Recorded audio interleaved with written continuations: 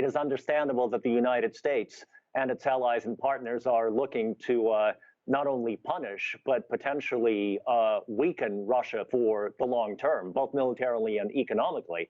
But of course, the unintended consequence of this is that every country, regardless of whether it plans to invade or doesn't plan to invade, every politician, every leader in the world will now ask him or herself the question of whether Western financial institutions are trustworthy. And if it's not a question of invasion or annexation, maybe in 10 years it'll be a question of environmental issues. There are already articles coming out that are challenged, including in Foreign Affairs, that are challenging nations' sovereign rights over their environment. For example, what they choose or not choose to do with rainforests, rivers, mountains, and so on and so forth. Who's to say that in 10 or 15 years,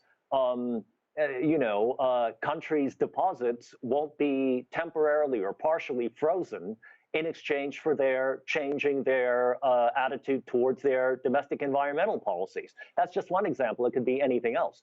So, one of the unintended consequences of this decision to freeze is that this will erode trust in the United States. And trust is ultimately the most important currency